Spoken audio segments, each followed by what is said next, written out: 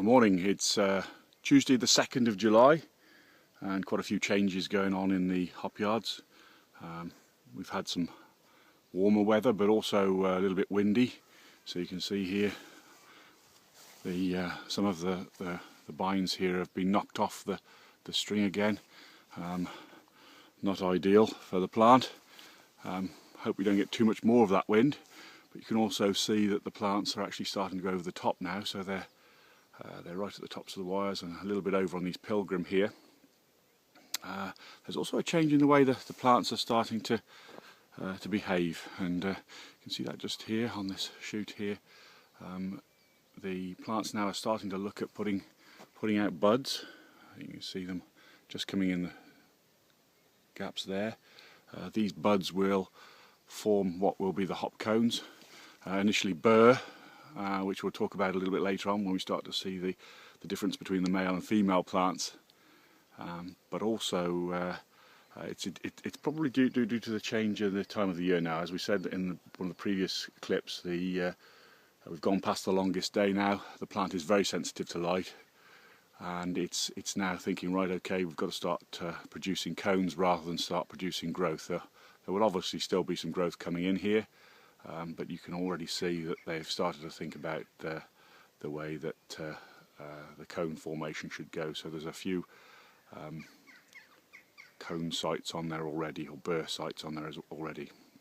You can see in the bottom there, the plants have been sprayed out there just to keep that bottom area clean, and that's been ongoing. There's also been some weeding going through, so rotavator's been through here as well.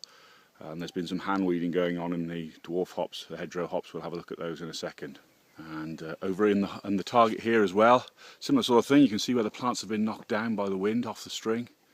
A little bit disappointing that, but you can also see the buds just starting to form on here, and that will carry on a little bit now. That's where the plant's main focus will be, going more into the bud production rather than into leaf and stem production. The target here looked much greener, much darker than the pilgrim, and not quite as far on. They're just at the tops of the wires, not quite going over as far as the pilgrim, but looking quite well.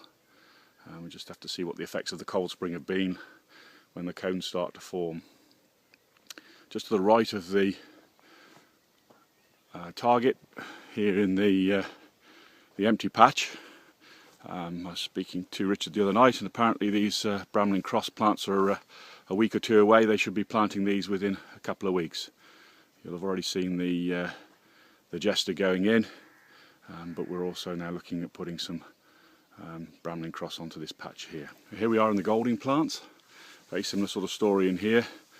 The rotavator has been through here a little bit longer ago than the pilgrim, so there's a little bit of regrowth coming in the weeds in the bottom here. Hopefully before too long the plants will take over and the light won't get in, so there won't be as much weed growth in the bottom. Still in the goldings here, but I just wanted to update you with some bad news that we'd had. Not Saturday just gone, but the Saturday before. There's been some quite heavy storms in Germany.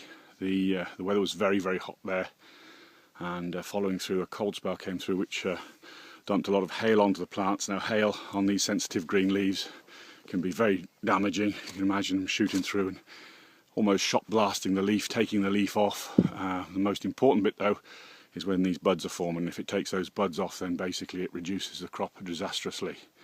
There are some very high reports of the amount of acreage that's been lost. Up to 12,000 acres have been affected, reportedly, 5,000 hectares. So it's quite a worrying story that we've heard, a news story. And there will be no doubt the plants will recover in some way, but how much they recover, what sort of yield they will give is difficult to say at this stage. Depends an awful lot on what happens in July and August, but we'll keep you updated on that as well. Well, here we are down at the Endeavour and the Sovereign, and you can see the team have been busy in the yard here, pulling out these big weeds which they haven't been able to get out with the herbicides. You can see over there some thistle as well, taking those weeds out. Team have been in here going through by hand and removing those weeds. Hell of a job, not a nice job to be doing, especially if it's very hot, but they've done a great job. Tidied out the bottom, some of the big weeds that get stuck in the hedge, very difficult to get out. So they've been right through this hop yard and cleared them right up. And the Endeavour have really caught up with the Sovereign now. You can see the Sovereign just starting to show that little yellowish tinge to them. I was talking to Richard the other night. He was saying that he hasn't put too much nitrogen on the plants. Nitrogen very good for growth and encourages the plants to grow on very green, lots of vegetation. But in hops we have to be a bit careful in the use of nitrogen because it does encourage verticillium wilt, which is a disease which attacks the root of the plant and can be fatal, can really just destroy a total hop yard out in no time at all. So use of nitrogen has to be very sparing, and that's why some of the Pilgrim are looking a little bit on the pale side as well. In here you can see again the aphids are generally under control now. These problems that we saw earlier on being tidied up, and the plants are looking quite strong. Bud formation starting to come there. You can see the first signs of the bud or the flower starting to form in those laterals there, and the plant will carry on growing. Generally not looking too bad. So the Endeavour caught up with the Sovereign completely now.